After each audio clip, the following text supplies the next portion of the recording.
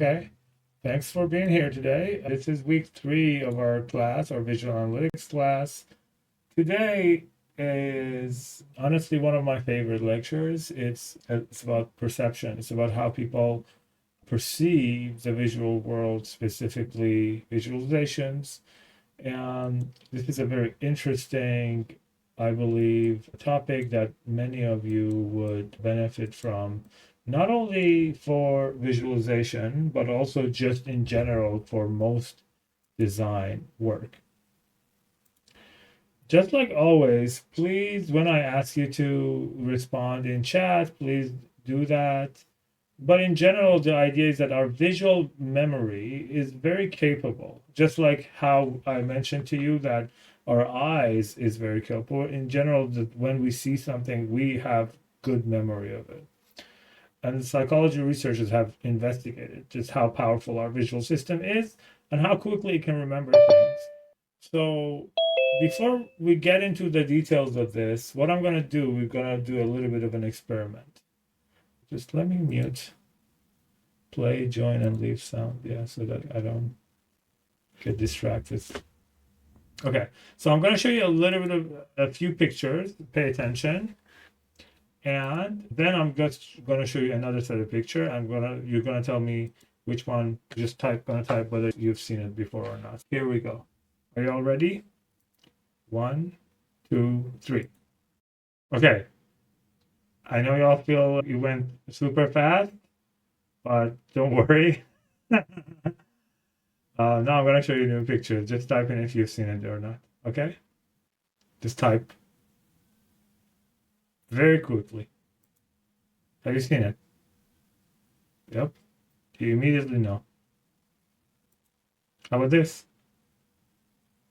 Yep. Simple. This. There you go. So y'all did very well here. I think we saw about 30 pictures, and very accurately you're able to recall what you've seen versus what you haven't. Had I showed you the list of 30 numbers and asked you if you'd seen them or not, it would be less easy.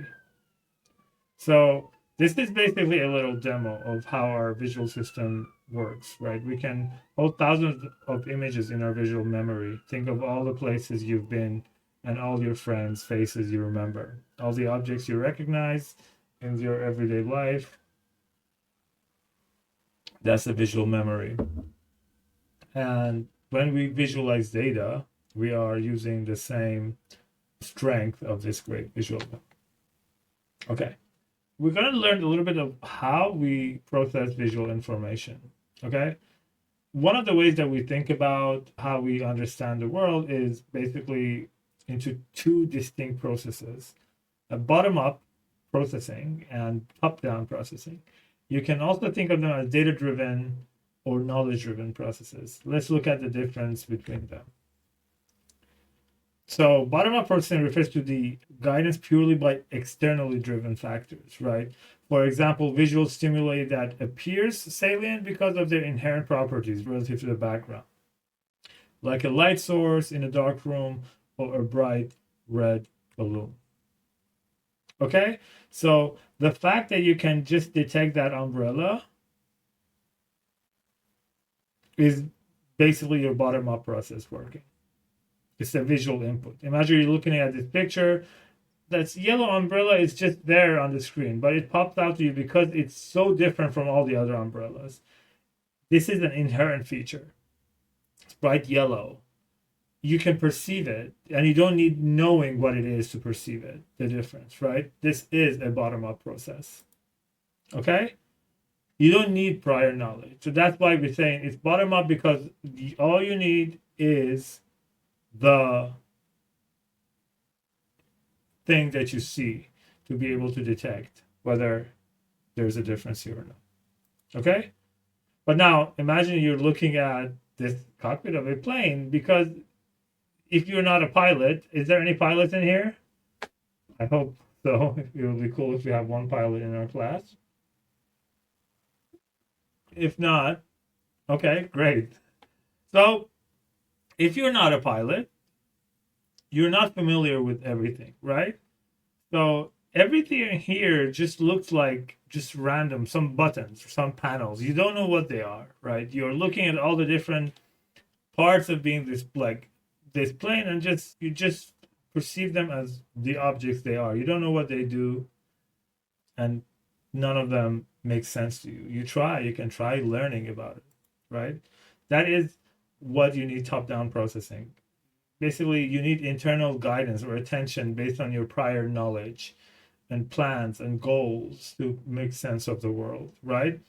So both of these systems work together when you're dealing with your visual system, right? So let's look at this example here. What are you looking at? Do you see?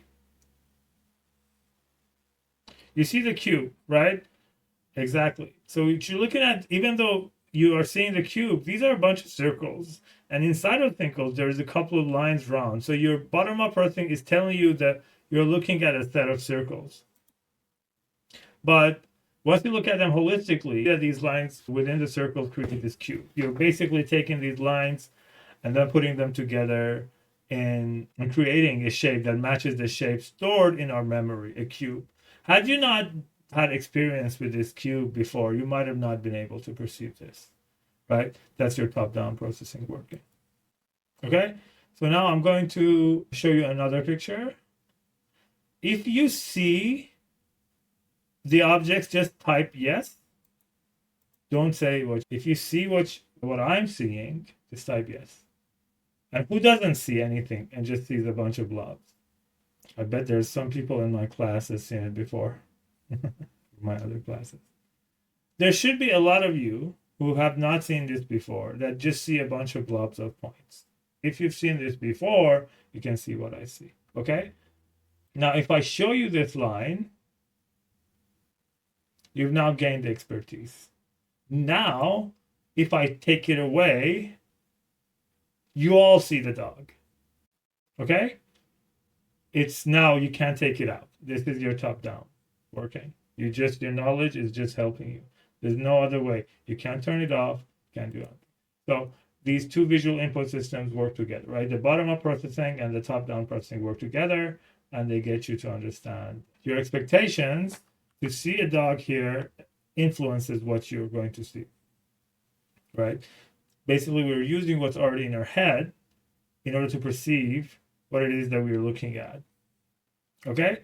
But the visual stimulus itself is what's driving the perception, okay? Then, as I said, motivations, beliefs, prior knowledge can shape and bias what we see. So another example is that people were asked to estimate how far away a $100 bill is. They estimated it to be closer when they were told that they have a chance to win it. And when they actually threw a ball towards it, it fell short. The desire to get that money biased people's perception of the distance, such that they saw the money to be closer than it was. They estimated to be further when they were told that the money just belongs to an experimenter. When they actually threw the ball towards it, it went past. Okay? All right. What do you see here? Some people are seeing a donkey. Some people are seeing a seal. I personally see a seal, although I can see a donkey as well. Why do you think this happens? It's sometimes hard for people to see both. Yeah, I also, to be fair, even though seals are my favorite animals, by the way, have you all met this little guy? Do you see it? This is called Catzilla. So it's here to help with teaching. Anyways, just as an interruption of what we're doing now that we're talking animals. Okay, back to I get distracted easy. All right, so I think maybe some people who like donkeys or horses more might see the donkey first. It might be an explanation of that, right? It's just the fact that we see different things should be pretty telling on how we can process information. Okay, just give me a moment. All right, and this is another example. We're motivated by our belief and background knowledge to see what we want to see. What do you see here? Very similar, right? You can see a duck or you can see a rabbit. It's so hard for me to see a duck here. I see a rabbit mostly. I have to tilt my head and see the duck. But color might help. With the color, it might be easier to see. But even with the color, I see duck still here. I see a very colorful duck. So essentially, what we want to convey here is that you don't really see the world. You see the brain's prediction of what's most likely in the world, or what is the most likely world, right? I'm going to have a lot of examples for you. And I'm hoping that you see these and you realize that it's really important to think about these things, these types of perceptual differences, because we don't see visually the world equally between people, let alone now take it to politics and take it to preferences. Everything becomes super complicated. All right. Which one do you think is longer? Exactly. It feels longer. There's no way you can turn that off. But if I rotate it for you, how about now? Same shape, right? Do you see what I'm saying? They're now equal size.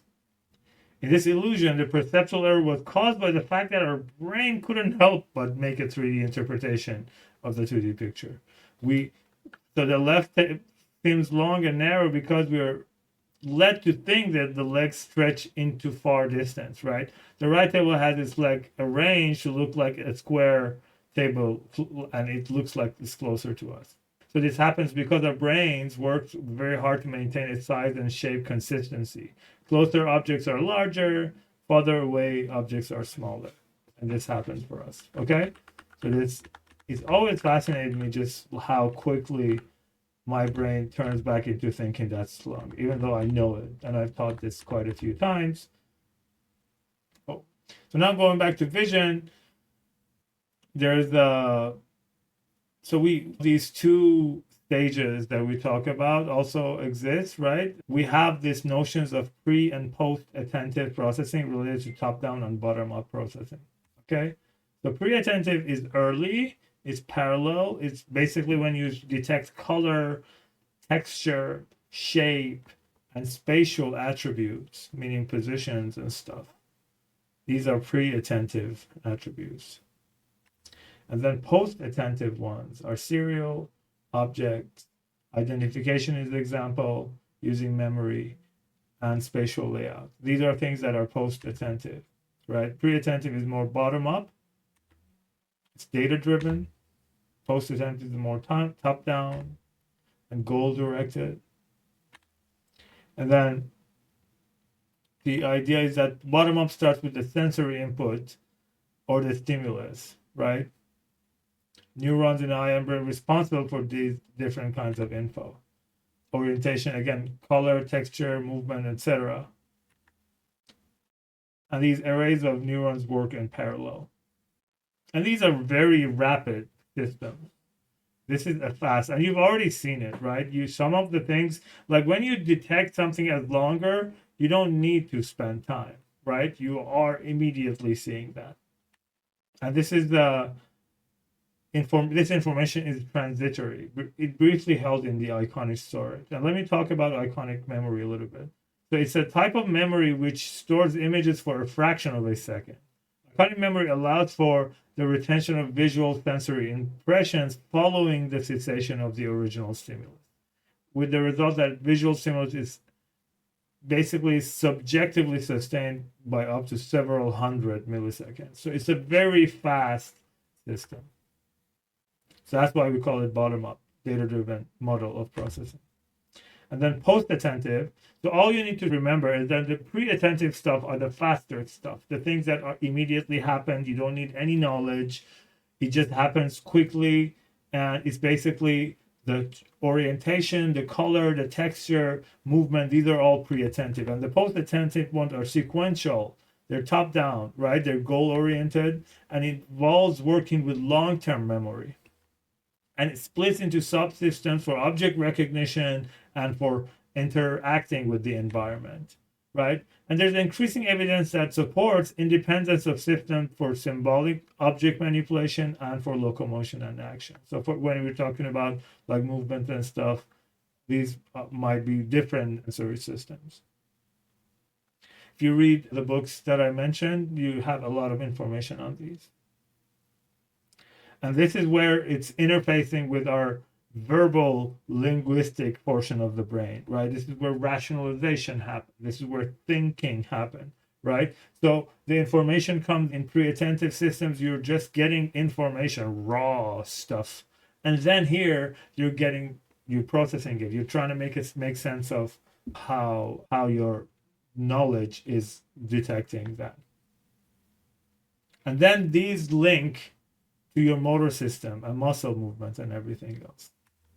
And essentially, what we want to learn here is that some things are done pre-attentively without the need for focused attention. The notion of focused attention is what we're talking about. So how many threes are in here? Good. People are counting. It takes a minute for you to count, right? You have to search. And this is like a fast, this is not a fast process. You have to find all of these. But how about this? Exactly. With introduction of this pre-attentive feature, color, now your brain doesn't need to do the searching. It's just immediate. You detect all the threes. You're not detecting all the threes. What you're detecting is that you're detecting all the red colors different from the black colors. And then you realize, oh, all of those red colors are threes, right? And this is the idea behind good visualization. You want to do things that take advantage of those pre-attentive processing, and then you want to get people to use it to influence their knowledge. Target detection is pre-attentive. Boundary detection is pre-attentive. Region tracking is pre-attentive. Essentially, can you follow a visual feature as it moves in time and space?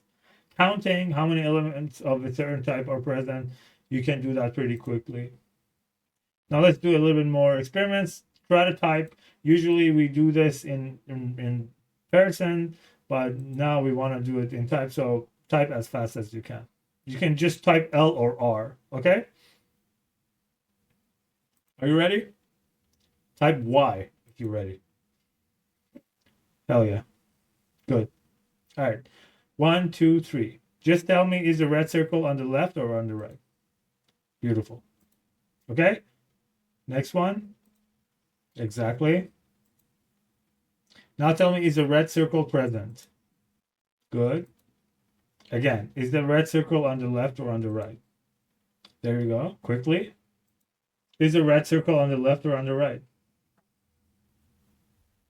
It's becoming harder. So that was on the left. So why was this one more challenging?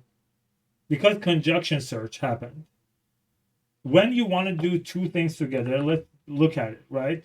You want to find a red circle, but there are blue circles around, and there are red squares around, and then there are blue squares around as well, right? So doing this conjunction search, two things at the same time, detecting the circle and the color is not a pre-attentive process, usually, right? You can get better at it, but it's slower. And again, these are not like when we say slow, we don't say it's going to take 3 years for you or 2 days. No, it's a matter of whether talking about like milliseconds or like closer to seconds.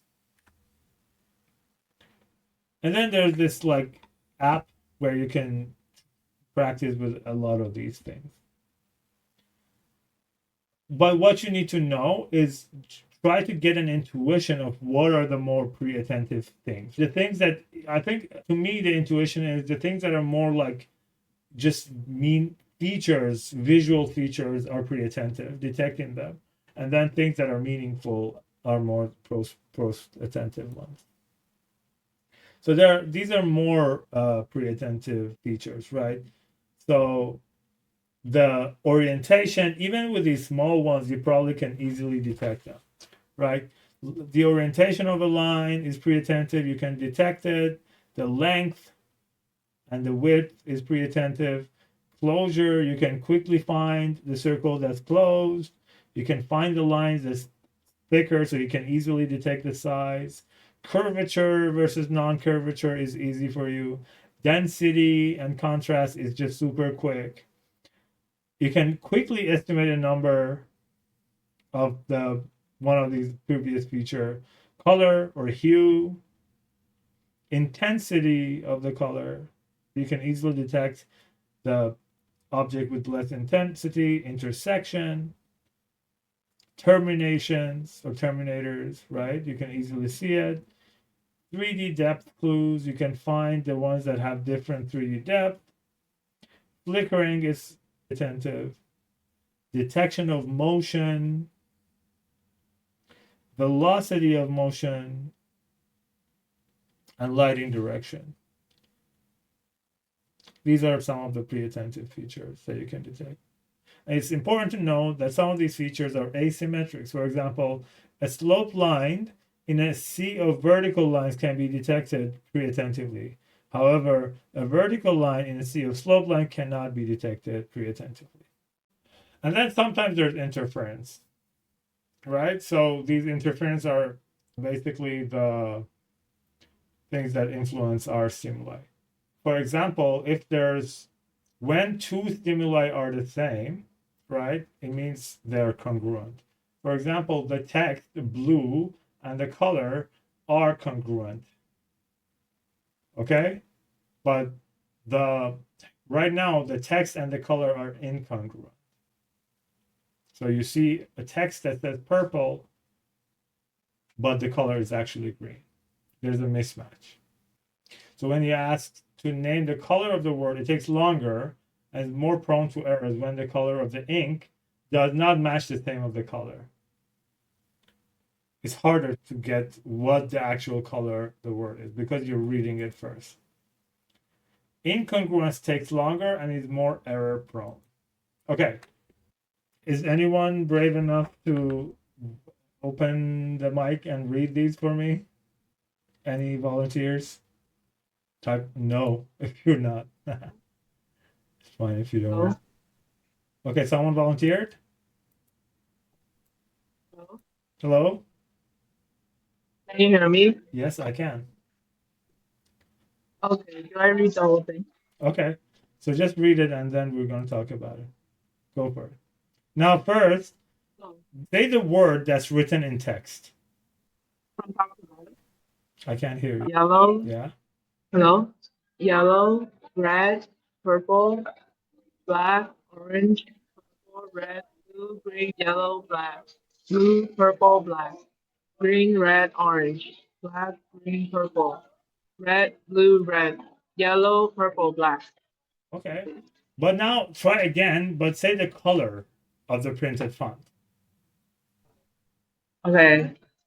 Red, black, orange, green, blue, orange, yellow, red, yellow, black, green, blue, red, black, green, blue, orange, black, red, blue, yellow, black, green, red, blue, red, orange, green.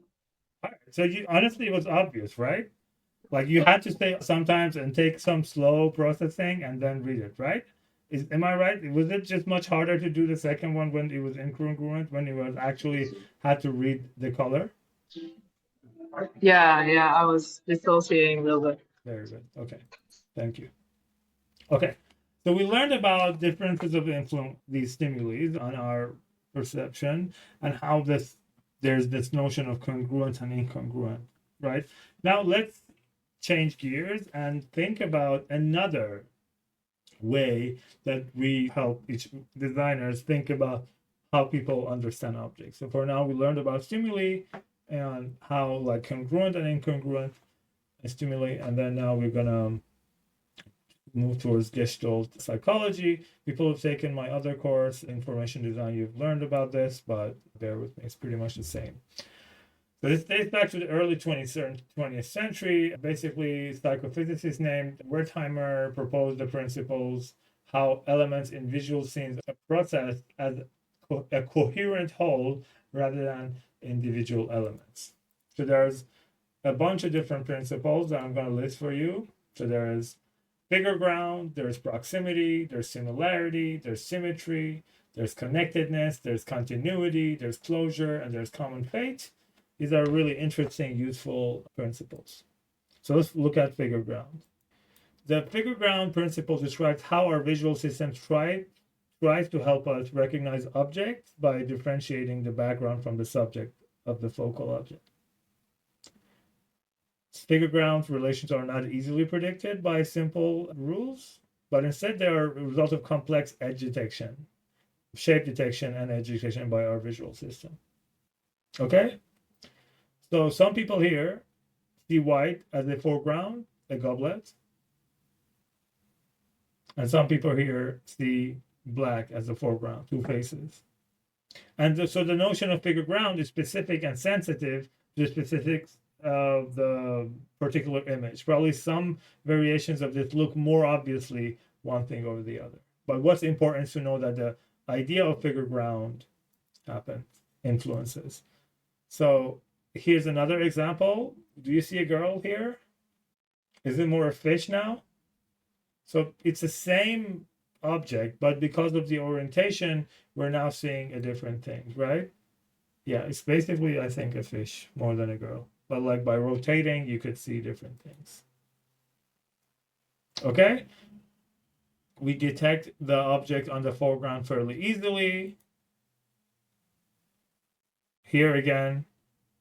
But then if we add noise to it, it's going to become harder to detect the object that we perceive as the foreground. This is used in design a lot by creating simple background effects and having contrast. You can see this text as a foreground here. You can see this object as a foreground. You can have a background. And you probably all have seen a lot of this example. And you can use this in visualization a lot. Do you all like Massive Attack? Have you heard them? You should if you haven't. Okay. We're getting to proximity. Okay, so look at this, right? The objects in this shape, they're all like of equal distance. So like this point X is the distance to these closer ones is similar to the distance of this point to all the other ones, right? And the distance is equal to these as well, right? So this point is our point of interest. But now when we're looking at it, you're going to perceive X as part of A because it's in closer proximity to this group, right? It's perceived as being part of A, not part of B. And that's the idea of proximity, right? You are perceiving these as a unified set and these as a unified set because they are closer proximity to each other, right? And then if we add these texts here, you're going to perceive these points to be related to One Piece and these circles to be related to Jujutsu Kaisen. Okay? Because they are closer proximity to each other. So you want to think when you design, you want to consider how you're organizing things in a space. Similarity says that the objects that are similar are seen as a group or as a whole. So in this example, in both of these examples, the rows dominate. So you see the rows as the same. Here, the shape is similar. Here, the color is similar. And for both cases, you have this sense that these are part of a group. And you use this in design, right? By combining similarity. So you can basically create icons, circles, and say, oh, these are people in my website. And then people can consider these as just people icons. And then projects could be rectangles. And you can use those to create consistency and coherence in your design. Okay. So we're now looking at symmetry. When two sets of objects are positioned in a symmetrical way, you might perceive them as one object. Like this looks like, this feels like one object, as opposed to this one that also feels like one object, but if you do this, because it's not symmetrical, you can think of them as two. So you can take advantage of symmetry. And then we're getting to connectedness. Connectedness states that elements that are perceived as connected will be seen as forming a single unit. It's a strong principle that overrides others. Basically, it overrules proximity, size, color, and shape. In all of these cases, you see the connected elements as a single unit, regardless of the fact that there are different sizes, different shapes, different colors, and you can use this, right? One way that we see this being used in general is this notion of basically, you've seen it in a lot of apps, and it's going to show you, hey, this is the process of shipping. From purchase to ship to delivered, you are going to consider them a single line, right? And then by combining them with color, you can easily encode the information that, okay, now these two are part of one set. Even though these three are the process of shipping, these two are the ones that are already done, right? You all have seen this, but you want to really think about designing using these principles because they help, right? Or when you see these circles and then connect them, the perception changes. Same goes with this, different sizes, connect them, perception changes.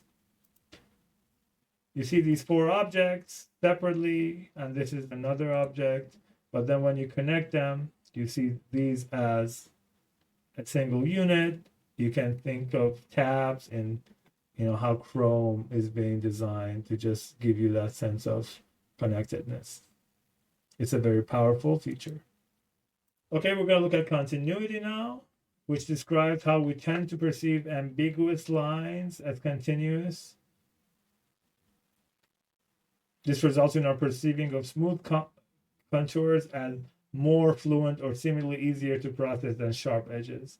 This is always the case that we want to use smooth contours. Certain types of network diagrams can be easier to read with sharp angles. It's just about our perception, right? So, like these sort of objects are seen as part of the group. And you see how even disconnecting them gets you still works, right? And you can see how this is used in Google. All right, we get into closure. Let me see. I think closure is pretty simple. If you have this sense of closure, you're gonna perceive a new object. We've seen examples of that before. You're gonna know that there's more when this sort of closure happens. This is how Netflix designed their interfaces. Essentially, we infer closed shapes when the scene is ambiguous. So the way we perceive these is essentially circles that are behind this rectangle, as opposed to these circles that are Pac-Man-like and open. That's why we also know that there's more these rectangles that are outside of the screen, as opposed to just cut shape. Lastly is common fate. Again, you've seen this too, but when two objects are seen, or a group of objects are seen to have a similar fate, you're going to perceive them as a single group. And you see this in a lot of different designs, and you can use them in visualization. Okay, we're going to do a little bit of practice. Tell me what Gestalt principles you detect in this and where. You can type or you can speak up. Yes, figure ground for the boxes over the gradient background, absolutely. Proximity related products are close, yes, absolutely. I can add another proximity, all these texts and close proximity, and you perceive them as being a single unit. What else? Where do you see connectedness? It exists, I just want to know. Yep. Actually, let's open Amazon. Don't hate me for the objects that I have, but let's just do it interactively. I'm glad I'm not buying any weird items. This is a very vulnerable position to be in for y'all to see my Amazon, but the boxes are the same exactly. So these are like that. These are groups of objects. Let's go into one product page. I think similarity is a very prominent design choice in Amazon, where by just very simple ideas of similarity and proximity, you can see these different menu sets as different. Tim is saying closure grouped elements in the boxes are separate from other boxes, but still gives a sense of group box. Absolutely. Very good. Okay. Let's move to Netflix. Okay, I don't have Netflix, so I can't show you. I stopped paying for it. But Netflix is more minimal, but you clearly see similarity here, right? You by similarity, you can see that all these types of fonts are the group's title. You have closure for sure. You have the similarity, right? Here, all the new season recently added. These are little information that are out there. In YouTube, we see it. So I want you to think about this when you design, how you group things. Don't just place things in randomly and just try to consider how things are for you. So I'm going to show you again. Using similarity, you had the same group. Using proximity, you now know all the, because of the figure ground and color similarity, you perceive these to be the menu items. But even though you can detect the differences, right? But here you add a third line, but through proximity, you perceive all of these as being part of the same group. Proximity, similarity, proximity and similarity. Okay. Bear with me, we have a very important topic that we're going to briefly cover, but you should read it in the readings that we've provided as well. Remember when we said that one of the visual encoding channels is color, but let's touch on a bit more of that perceptual property of color today. So we have two different related metrics, luminance and brightness. Luminance is measured amount of light coming from some place, and brightness is the perceived amount of light coming from a source. These are very different on screen versus on paper. And they are a non-linear function of the amount of light emitted by a source. This is the measure that basically they come up with.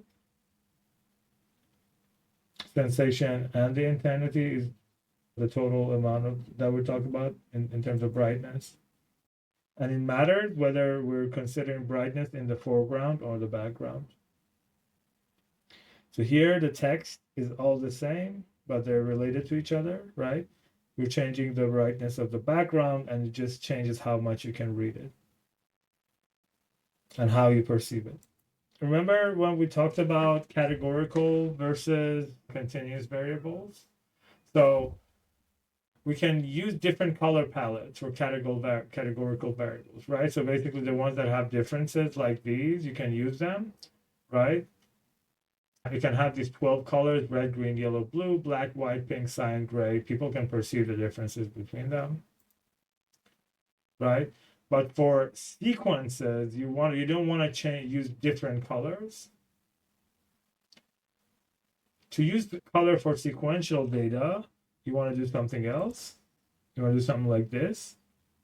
So which property of color are we varying here?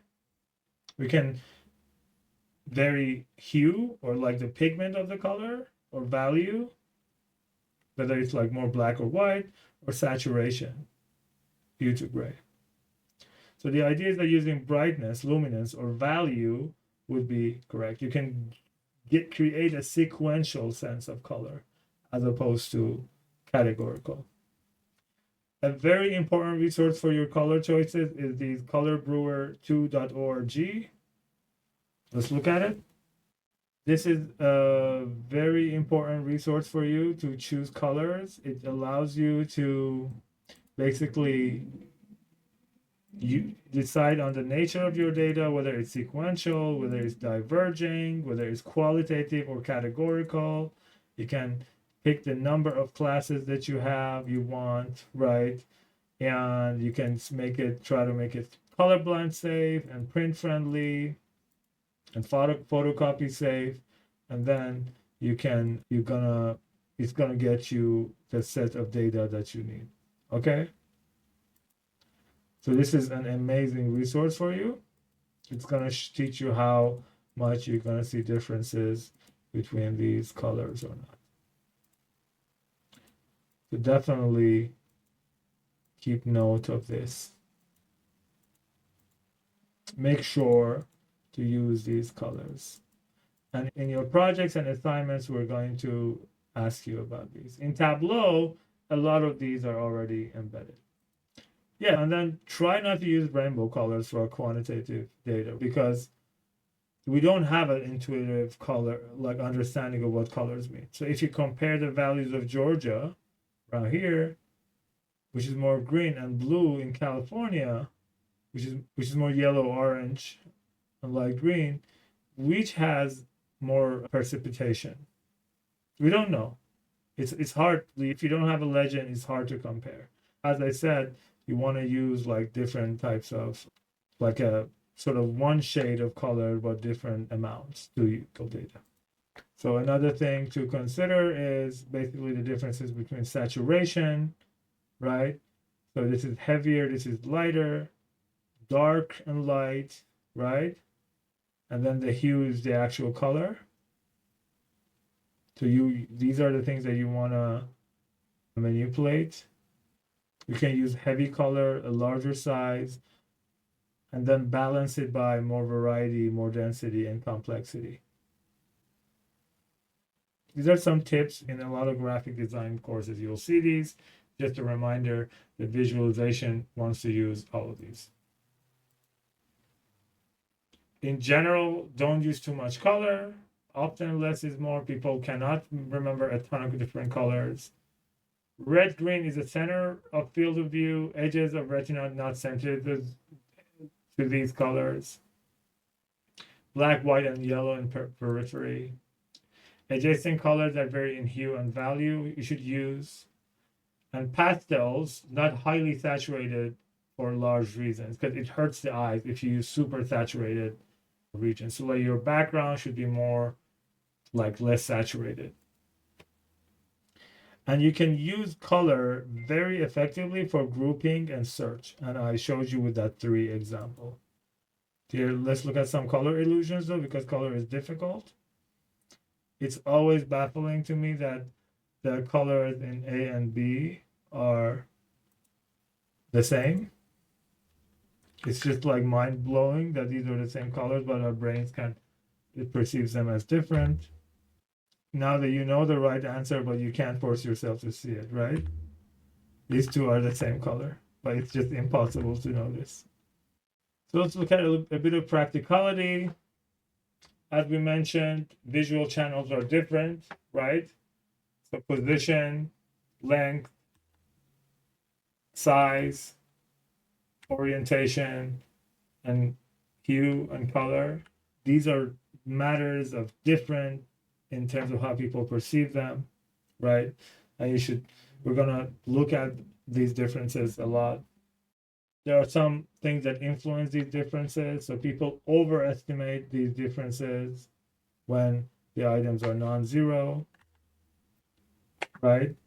So if you get rid of the zero, people think the differences are much larger and you can't get rid of that. So it's important to notice where you put the beginning of your axis. This has been used in a lot of misinformation.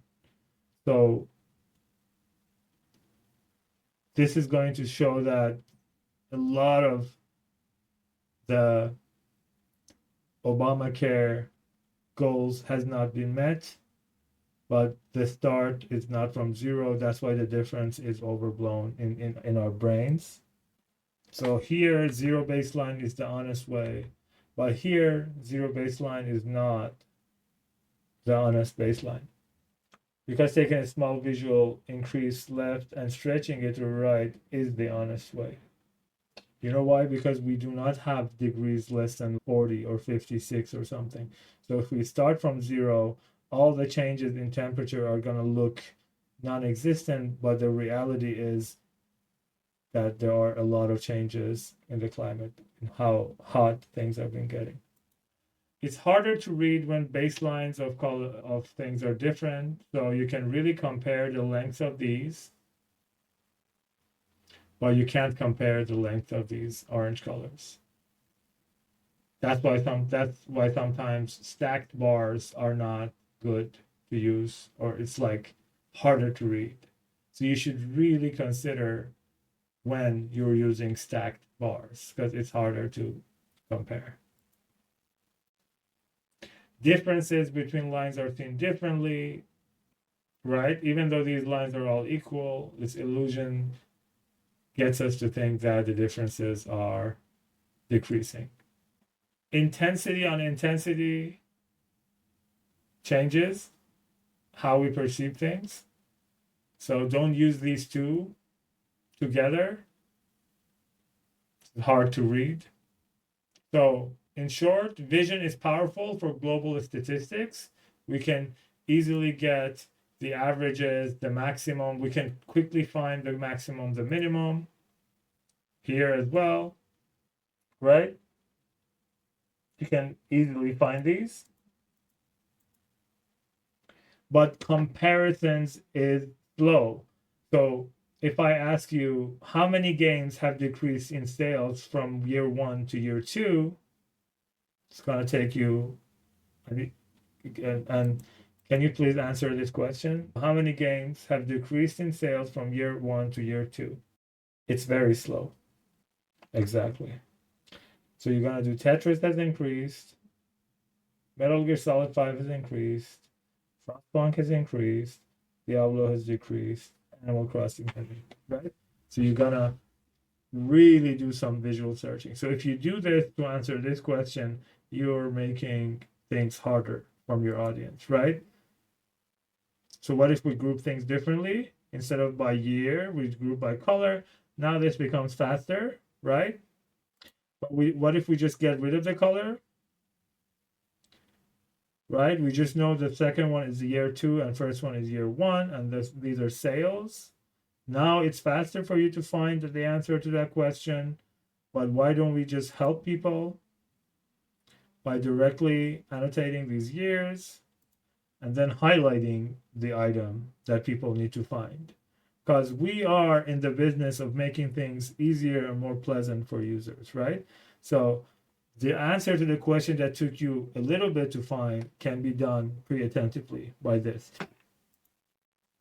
And then you can even tell the story. You can say Diablo 4 has decreased in sales from 2020 to 2021.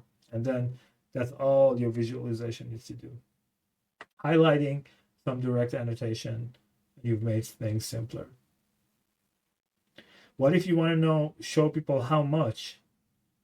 Then you can actually do the calculation for them, right? You can calculate the deltas, and now people can know that Diablo 4 is the only one that is decreased, but also they know how much. So the idea is you want to simplify the amount of information that you use, right? So we simplified this chart from using all these different colors and all these different groupings to more simple, important grouping. We are structuring things more properly, and then we are basically using visual features to help people read it, and then we do the storytelling, right? So this is basically the essence. So if you remember these three tactics that we just talked about intuitively, you are going to be just an amazing visualization designer, right? All I want you to do for the remainder of this class is to just keep practicing with these, with the more techniques and information that we're going to learn together. But this is a very important, the core of the idea. So simplify, structure information, think about the story that you want to communicate, and then properly use these pre-attentive features to get people to there. Okay? So consider what people need to remember, consider the comparisons they need to make, help guide the eyes, and then just in general, legends are slow, try to avoid them when you can, and then tell your story, and then transform the data to get users closer to where they need to be. And then be minimalist if simplicity is useful, be maximalist if you care about something else, like prettiness or beauty or something. Right? Lastly, emotions matter. These are the same, communicating the same message, but I think this is more effective. And lastly, don't mistake legibility for communication. I think this is a last slide I want to leave you with for today's lecture. Yeah. Any questions? I think this is one of my favorite lectures because there's a lot of design knowledge here that you can use in many of your works. But we need to practice with these, right? So in your assignments and your quizzes, this is what we're going to practice. I want you to get more intuition around how these principles of Gestalt and pre-attentive features and colors and different encodings work. Okay? Any questions? No questions? So I think we're done. Thank you all for attending the optional portion of the class. And I'm going to see you next Monday. I will post all of these videos. I hope you had fun. Take care of yourselves. Take care of your friends. I'll see you soon. Bye.